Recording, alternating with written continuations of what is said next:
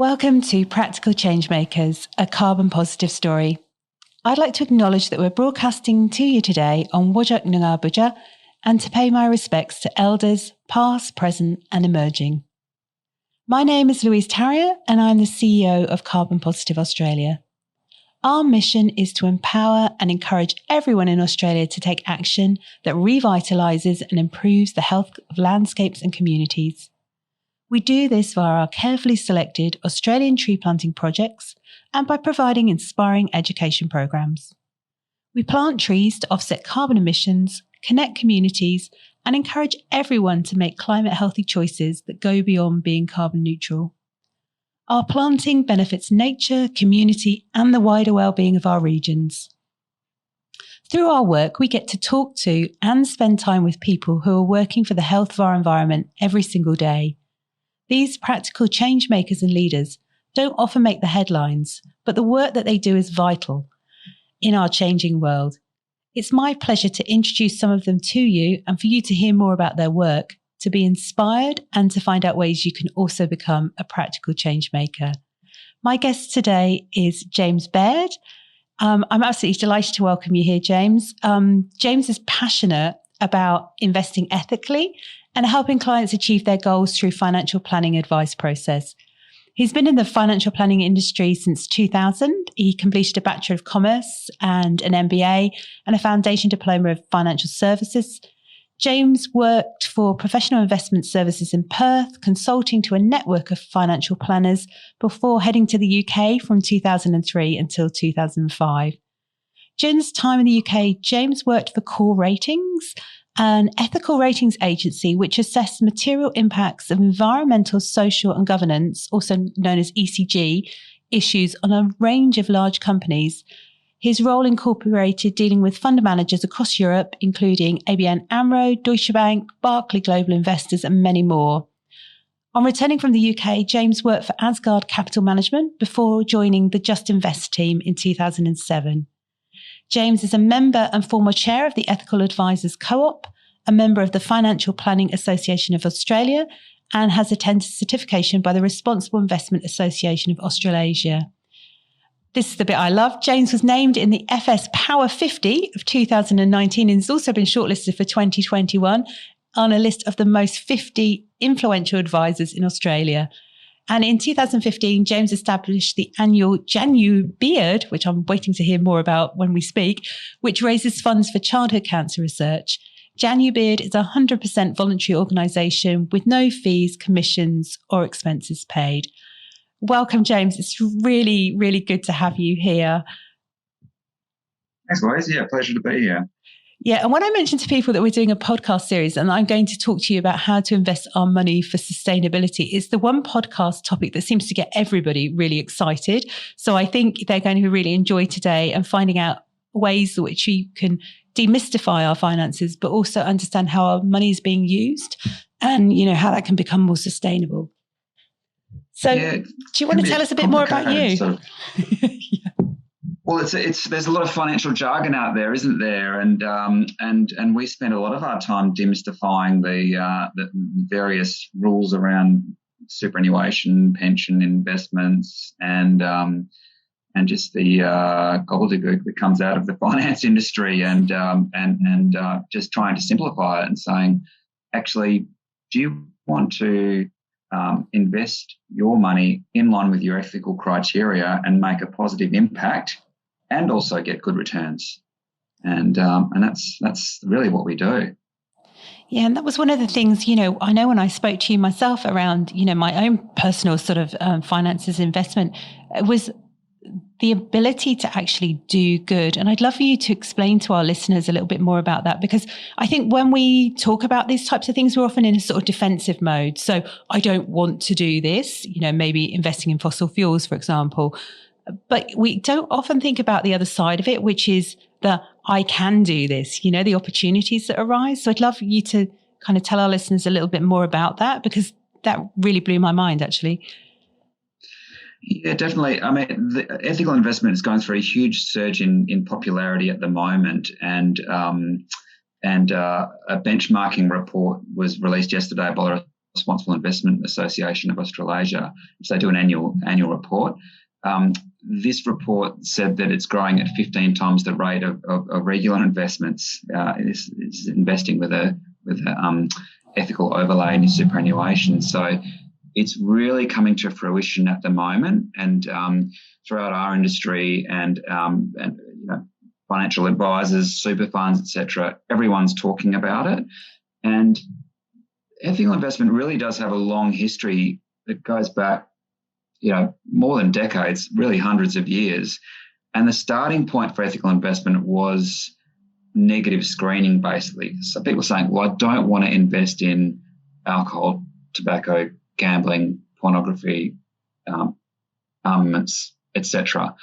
And so that's really a starting point. And for us, that's always been a starting point in saying, well, really, do you want to invest in tobacco? Are you comfortable with that? And most people, if you ask someone on the street about that, they'd say, look, no, I can see that's a pretty nasty product and pretty nasty tactics involved in selling tobacco, tightly controlled here, but around the world, developing countries where it's not as tightly controlled, it's very scary stuff. So that's the starting point. Is there something that you really don't want in your portfolio? In recent decades, it's been more of a conversation about fossil fuels and the environment, and those conversations probably start with, do you want coal in your portfolio? Do you want direct fossil fuel operations in your portfolio? Because you know what? If you don't ask that question and you're in a default fund, you probably are in those sort of investments. So more and more people have been asking that question, saying, well, that's not what I want to be a part of. Then you go down the path of indirect fossil fuel investments and work out how far down that path do you want to go, as in, do you look at the supply chain of those companies and even the finance provided to those companies and say, well, who's providing the finance to get these fossil fuel projects off the ground? I don't really want to be supporting them as well. And you start looking at the banks you're investing in and so on. And so then you think, well, okay, well, maybe I'll tick the box on some of those things. I'm out of fossil fuels. I'm out of the other nasties. But what are we left with? Is this sort of a boring portfolio? Is there something I can do with this? And that's where you get into the positive impact side of what we call positive screening. Yes. Where you can actually say, well, I can make a difference. And then you might invest in renewables, but it's not just about renewable energy. It might be a range of other positive areas right across environmental, social, and governance areas. And so the end point of all that is that you're investing in line with your ethical criteria. Your ethics might not be the same as the next person. That's okay. We're not being prescriptive about that. We're just saying, customize it according to your own requirements. And then you may actually get a return that's not only in line with benchmarks or the competitors out there, but maybe even better. And that's where this annual benchmarking report has been really handy, because you can look at past performance and say, well, how have the ethical investment managers performed compared to the norm? And all the facts and figures are there. So that's part of that demystifying and also myth busting, I suppose, that we call it, where people might say, oh, ethical investment might not perform as well. Well, we say, well, have a look at the figures and, you might change your mind. Yeah, and for any of our listeners who are thinking, well, I don't have large sums of money to invest, the reality is we all have our superannuation funds, don't we? So those Correct. Particular funds are invested in you can make the similar kinds of choices in terms of how you invest your superannuation funds. So can you talk us a little bit more through that sort of side of things? So I've got a superannuation fund now, and I'm thinking, well, I actually want a more ethical fund. I'm sort of taking on board the fact that actually my fund could well do better as well if I'm in an ethical fund. What sort of advice, well, rather than advice, but what would you sort of say about, that to somebody who's looking at their superannuation maybe and how that's invested? Yeah, so the starting point is that you may be in a default fund that your employer has set up for you, or really one that you've just chosen yourself but haven't considered ethical criteria. So the first step is to check, does that fund have an ethical option? And there's a range of names out there: socially responsible, ethical, sustainable, et cetera, et cetera. And a lot of funds these days have got them. A lot of the major super funds out there, but there's still quite a few. Like GESB here in WA is a very big super fund that doesn't have any ethical option. And so if they do have one, it's a case of trying to look under the bonnet and doing some research and saying, does that meet my criteria or not? And if they don't, you may be looking at moving super funds, but that's subject to other factors like a comparison of fees, doing a bit of research, what insurances have you got in place, are you sort of locked into that fund for other reasons, and that's where you might need to seek advice.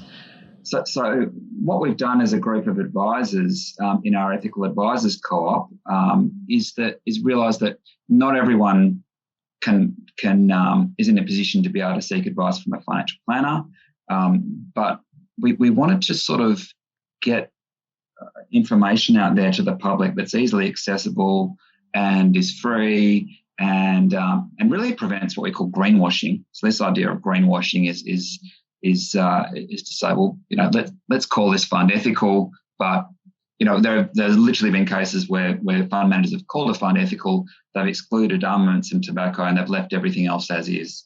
And we, as advisors, we look at that and say, well, 9 out of 10 people probably wouldn't regard that as much of an ethical fund. They want a bit more out of their fund. So we created with our co-op a leaf rating system up to 5 leaves. You can, I like that. Achieve as a tree person, I'd like leaves. Yeah.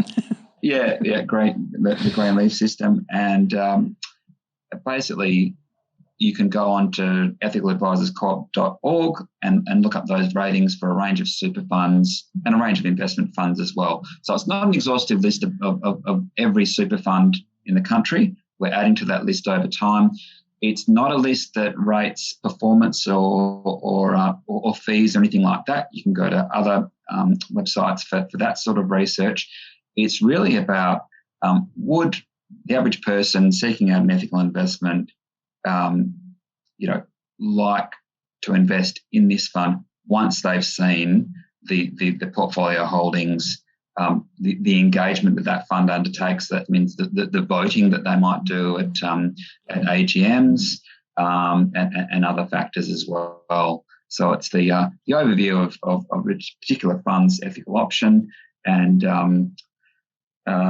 it's probably fair to say a lot of the super funds in Australia don't rate really highly on those ratings, and you've really got a few specialist funds that do rate highly and have a lot of positive impact. But that's okay, because this is a work in progress for the super funds in Australia, and they're coming from a bit of a standing start. Some of them are moving quite rapidly, and they'll update their funds over time and come back to us and say, okay, we've introduced some new exclusions, new thresholds. We're making some changes because we're seeing that that's what our investors want. And also, as trustees or custodians of their investors' money, they really are starting to see that they've got a responsibility to have have that ESG overlay, or I guess reduce controversy and also potentially have some positive impact along the way. Yeah, and I think as, individuals, if we're actually asking the questions of our superannuation funds and we're, challenging them, why haven't you got an ethical fund or a fossil free fund that I can invest in, that's more likely to kind of cause that change, because ultimately they're there to provide a service to, their customers who are us with our super funds. So do you feel that sort of sense of people power is having an impact? Oh, absolutely. I mean, we've sort of had this process over the years where someone might come and ask us about, hey, I'm in XYZ super fund. I'm just not sure if it's ethical. We then say, look, they do or don't have an ethical option, but let's say they don't have an ethical option, you might contact them and ask them, are they planning to release an ethical option anytime soon? Or if they do have one, are they planning to maybe improve those criteria if they don't meet what the client's after? And then if the client says, look, it's just nowhere near what I'm after, I want to take that next step and have some real positive impact that I can really measure, I can really feel like I'm making a difference. What we often ask the clients to do is actually write a letter. We've even got like letter templates, but write a letter to that super fund and tell them why you're leaving. And so then that feedback has to go through to their management. Say, look, we have lost another client. The reason is we don't have any ethical option, or ethical option is not good enough. And it's people power. And it has made a difference so far. But as we say, there's still a long way to go. And, there's no bad outcome from this if people are giving that feedback and saying, look, I don't want a particular company. It might be a Monsanto, it might be a financer of fossil fuels, etc. We just don't want to see those companies in our ethical option. I mean, another example that we're seeing a lot of at the moment is ethical funds that might screen out fossil fuels, etc. Then they might have the Pepsis and the McDonald's and the junk food in there. And we sort of say, well, that's probably not great for people's health globally, promoting, junk food and sugar-based food. So, is there something that could be done there? So it's a range of areas, and there's potentially a range of positive impacts we can have with this sort of people power. And I think that kind of comes back to what you were saying earlier. I think, certainly for myself, change is hard, isn't it? When you change anything. So, particularly when you're dealing with finances, you can often feel a little bit unsure as well about the change that you're actually making. And particularly when we're talking about our retirement funds, it can be a big deal if we make, some bad decisions, I suppose, in terms of that. So, I was really interested in what you were sort of saying earlier about how ethical funds are performing really well. And is there sort of any real reasons behind that you think they're performing well in comparison, or?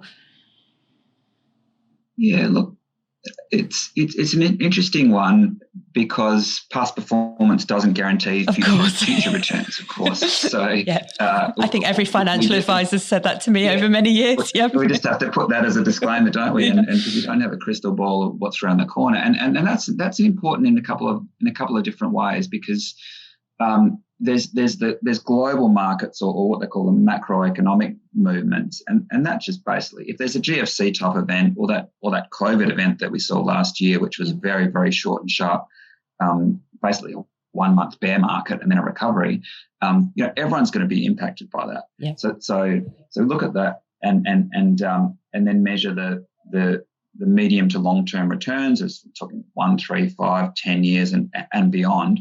And that's how you measure your performance. And then you take those events that affect everyone and say, okay, are we doing better than the pack or not? So this is when we talk about benchmarking. Are we above or below the pack, given what everyone's experienced? And then there's what we call cyclical movements.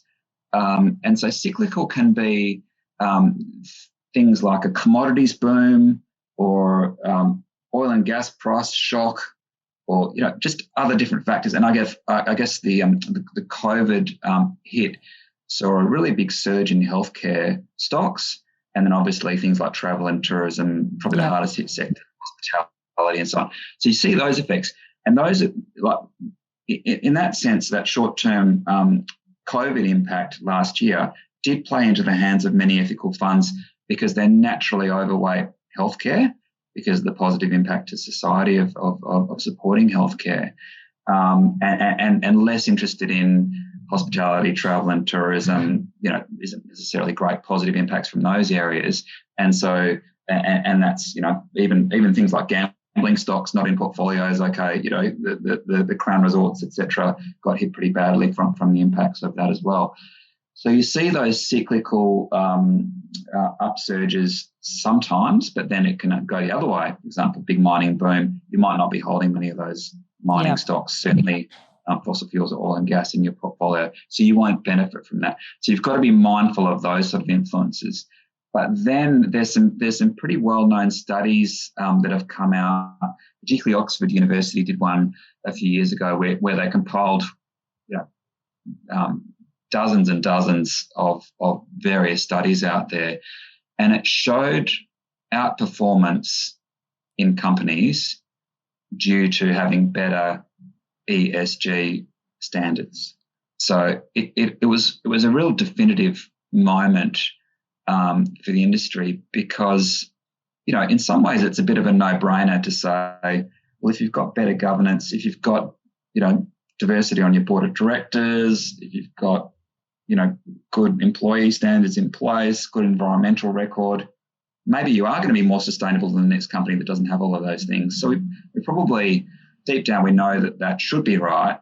But I think that Oxford study really confirmed that the figures show that those companies will outperform. And so that's why, as I say, not every company in an ethical portfolio is going to be renewables, or it's going to be batteries, or it's going to be lithium mining, etc. It's about that really broad range, and it can be companies, almost companies in every sector, but doing the right thing, and as I say, having a positive impact. And more these days, we're seeing it not just in shares, but in bonds as well. So bonds or fixed interest, sometimes called, used to be seen as a pretty boring investment. It just provides it's a bit like an enhanced term deposit. Yeah. You buy a bond and it provides you a defensive type return.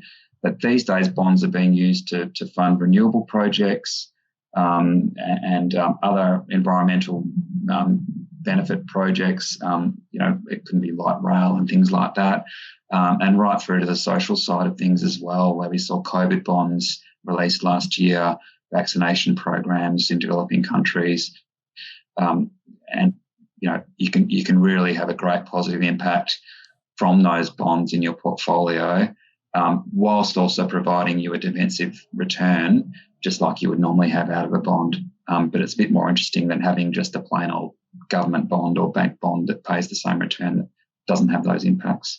Yeah, that was one of the things I was going to ask you about, because, you're sort of moving away from the sort of super type thing, but just, if you're looking to invest, whether it is stocks or shares or bonds, can you actually curate yourself a portfolio that actually speaks to your values as an individual, so that you can invest in things that, really are, for myself, when I was thinking what, women's issues, women and girls, because I know that's a big element of climate, renewables, those kind of elements. Can I kind of tailor, or can our listeners tailor things for them that really speak to their values? Yeah, certainly can. I guess our industry over the last couple of decades has probably come from thinking, well, a super fund is what my employer might put me into, or I'll go and just choose one online, to maybe I need a self-managed super fund because then I can take control of my investments. And so what's happened, particularly with technology improvements, IT improvements over the years, is that there's this whole new breed of wrap accounts, used to be called master trusts, where you can customize your portfolio. So I think the categories sort of start at that big industry fund or big employer or retail fund, where they might have 4 or 5 options, or you might even be able to customize that a bit more and add your own shares and funds. But they've generally got pretty limited menus. You basically have to take what they offer, and they can be pretty low cost as well. Then without having to open a self-managed super fund, you can go and step into this world of wrap account. That's WRAP, wrap. They wrap like a wrap, yep. And you can choose from hundreds of different investments and listed shares, bonds, term deposits, etc. So a lot of those are advisor driven. So your financial planner might recommend one of those. But there are more and more out there that also can be investor driven, as in you can select your own, customize your own portfolio. So basically the customization opportunity is definitely there. and it's just a matter of how much research and I guess time and effort that you want to put into it. And for some people, maybe just having an initial consultation with a financial planner, if they haven't done so before, would actually set them on the path to understanding, well, which is the best option for me. Can I just set up my portfolio and manage it myself, or do I want to seek advice on an ongoing basis from an advisor, because the thought of making mistakes is a bit scary, or I like that advice overlay. But as I say, with our ethical advisor co-op ratings system, if you actually click on those each fund, when you actually go into that ratings page, it will open up a simple one pager that sort of says this fund's ethical overlay is has these positives, these advantages, disadvantages, and some of them might be more focused on environmental as opposed to social impacts and so on. So, and that's where gender issues might come into it. That you might pick a fund that's quite strong in that area, as opposed to a different one that just says, hey, we're fossil fuel free. Yeah. So I think, for a lot of our listeners as well, they understand that concept that, the way that they choose to spend their money, either as a consumer or as an investor, is a really powerful tool that they have at their means to, make a real difference with climate issues. And I suppose one of the things that it can be difficult to start, I think, is kind of, sometimes where we all sit, it can be difficult to begin. And, even in terms of where you bank. So would you have any sort of advice for somebody who's just really kind of coming into this really, really new, and it's their first sort of, their first thoughts really about how they might, how they use their spending and investing power in terms of their money? What would be your sort of like list of basics, I suppose, that, health check, call it, that they might want to do for themselves? Yeah, exactly. We with our ethical advisors co-op, we run a ethical investment week each year in October, and how fortunate! It's very soon. Yeah, that's right. So it's coming up. It's coming up soon, and we're just planning this 7-week challenge where we used to have it a 7-day challenge, but we've made it 7 weeks because we realised you probably can't do each of these things on a different day of the week, and especially on a Sunday. Hey. That's correct. You need a day.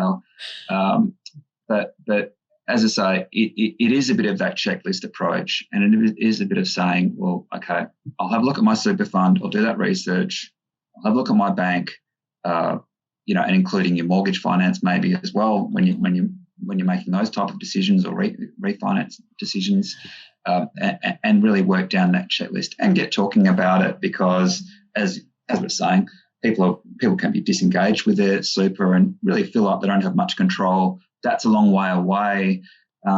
It's more than 10 years. It's more than 20 years, etc. And really, it's a bit of a cliche for us, but sometimes people come and see a financial planner the first time when they're age 55 because, oh my gosh, I've only got 10 years to go to retirement. Have I got enough? This is a larger balance than it used to be. Am I doing the right thing? Whereas other people make that move much sooner, and other people might have that first conversation a bit later. But if you can at least have a look at it, do some research, work through that checklist, and determine whether you're happy with where you stand, then you can sort of park that one to the side and go, okay, long-term plan, that's in place. I'm okay with it. So in relation to the banking, there's a great group called Market Forces who have a website, and they've done a list of the banks in our market and basically what their fossil fuel lending currently sits at, according to the best of their research. So that's been a really great tool for people to have a look at, because you can say, well, I don't want my bank to be a lender to fossil fuel projects, and really you can work down that list and see, which of those banks suits your preferences. Do you want local branches, or are you happy with online, etc.? And that and really that makes the process pretty easy. So I think sometimes it's just taking that first step. And people think, oh, I'm going to change my bank account. So, I've got direct debits coming out, and I'll just delay that change. If you make that first step, pick a bank that you choose, and really it's not that hard to switch things over. Oh, that's really good news. And look, if any of our listeners wanted to join your October challenge, how do they go about doing that? So we've got some information on the Ethical Advisors Co-op website. That's the ethicaladvisorscoop.org, and there's a section Ethical and Investment Week, and that we have a different theme each year. Unfortunately, we won't be running live events this year around the country, and which is a little bit of a shame, because in the past we've done a whole lot of movie nights on topical issues, and we've done tree planting and various different things as well. So they've been scaled back, particularly for my Eastern States colleagues who are basically in lockdown at the moment. It's a bit tough. So we do have, on the Tuesday night, I think it's about the 27th of October, we've got a webinar with one of our New Zealand advisors. He's talking about the theme this year, which is wayfinding, which is really using the elements around you to find your way. And it relates back to Polynesian explorers and basically Indigenous cultures around the world, and just going back to basics. And it links in with, in fact, on my podcast, I'll be launching or releasing an episode with a bloke called Cato Muir.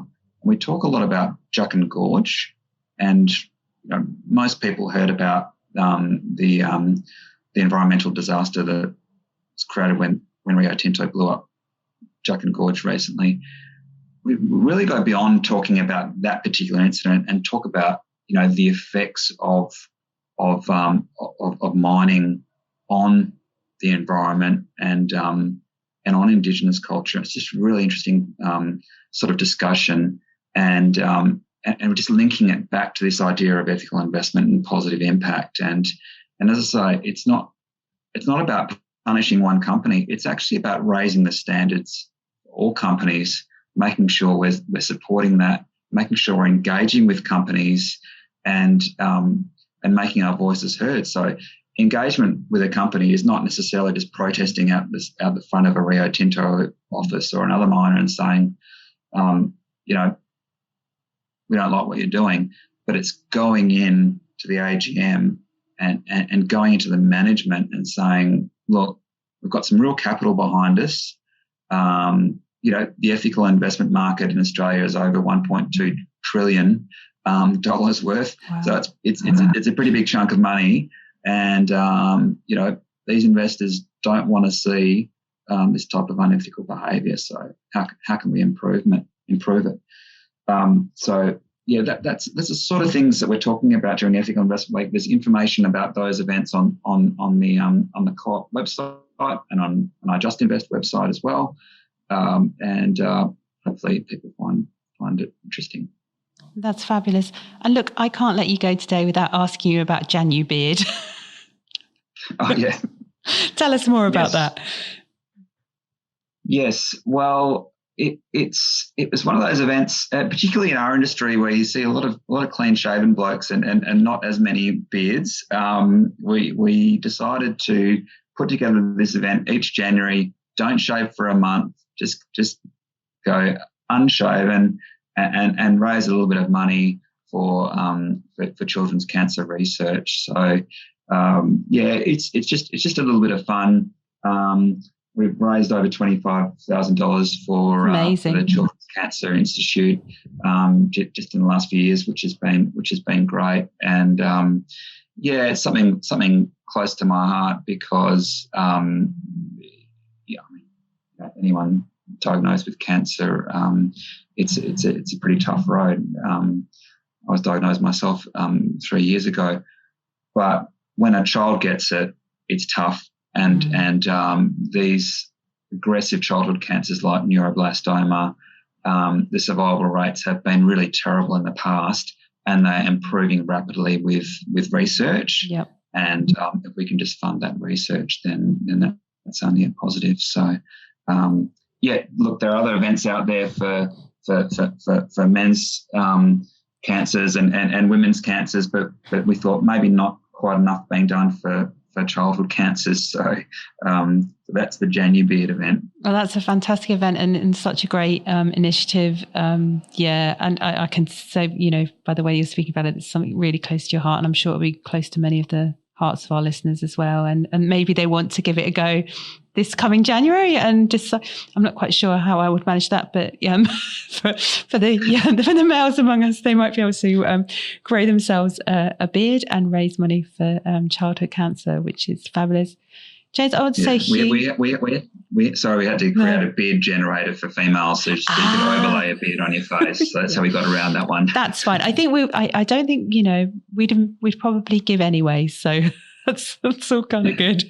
Beard or no beard, we could support our spouses or friends, couldn't we? So exactly, absolutely. In doing so, James, I want to say a huge thank you for you coming to speak with us today. I know that for our listeners at Carbon Positive Australia, these type of issues are very much in the forefront of their minds. How can we take action for climate? And so it's fabulous that you've been able to give us some kind of places to start, really, and a better understanding of what ethical investment, actually means. So if you just want to remind us again just of that website, just in case anyone's missed it on the way through. So ethicaladvisorscoop.org is one that I mentioned. Then we've got justinvest.net.au. There's some information there. And I also mentioned Market Forces. I've got a feeling that might be marketforces.org. Don't quote me on that one. That's okay. I'm sure people can find it. And if you're looking for more educational advice and, some more of these podcasts to listen to as well, you can find us at Carbon Positive Australia.